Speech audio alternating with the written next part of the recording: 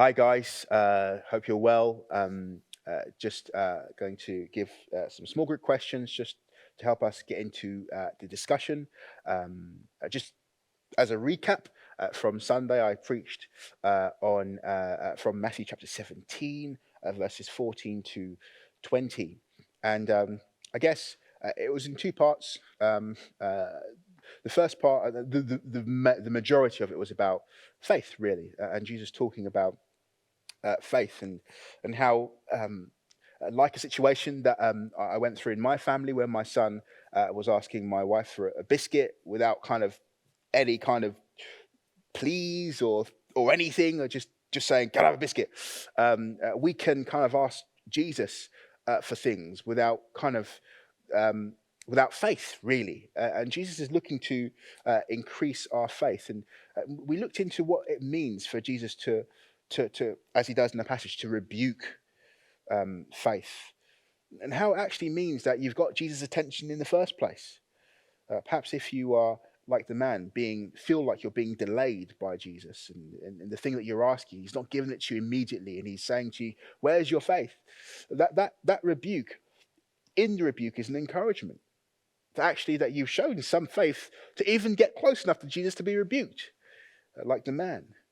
The man could have just stood back and watched Jesus move from left to right and disappear, but the man had some faith to pursue Jesus. He got a rebuke because he got close enough, and in the rebuke was a challenge, because Jesus is looking to kind of test our faith. He's looking to build our faith. He wants us to have stronger faith muscles, if you like. And the man does kind of respond, not perfectly. He says, "I believe, help my unbelief." So there is a sense in which he does believe in Jesus and his power, but there's a sense that he struggles, and he's honest and open with Jesus, and Jesus comes in and gives him his request. And the point I made was he'll rebuke you, and then he'll give you the thing that you want if you respond with faith and patience, a growing faith. But then there was the other side of the message, which was talking about basically the demonic, and doing a little bit of teaching on that. We hope to do more teaching on that specific deliverance ministry and the demonic at some point later this year. So it's very much on our minds. But just talking about the fact that this person had a seizure, and it was actually a demonic root, and what Jesus did with that. And I go into some detail about what that looks like and how Jesus dealt with it, and what that might mean for us and how we should respond. So do check it out if you haven't already. But enough of that. Let me give you some questions to really get stuck into. I've written them down here to help me. The first question is this: what is your biscuit? What biscuit are you asking Jesus for? That'll be the first question. The second question would be, do you feel like in the delay between your requesting and your receiving, that Jesus is rebuking your faith, kind of saying, "Where is your faith?" Do you think that he's challenging you there?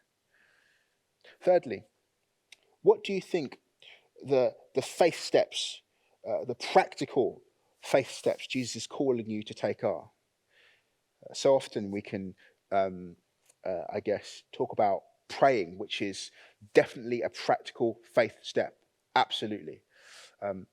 But also, it will inevitably, in most cases, not all, but in most cases, look like a practical life step that Jesus is kind of nudging you to take. What is that for you? And lastly, fourthly, is your mustard seed growing, shrinking, or staying the same? By mustard seed, I'm referring to faith, which is how Jesus equates it. Faith like a mustard seed. And we talked about the fact that doesn't mean that small faith can move a mountain. It doesn't mean that. It means faith that grows, that starts off small in the very beginning, right? But grows big. And then that's the faith that can move a mountain. So is your faith growing? Do you feel like, yeah, actually it is? Do you feel that you've kind of stagnated, or do you feel like there's been a kind of a seeming regression? Um, there you go. Dig into that, and I trust the Lord will be with you as you discuss. God bless you. Speak to you soon.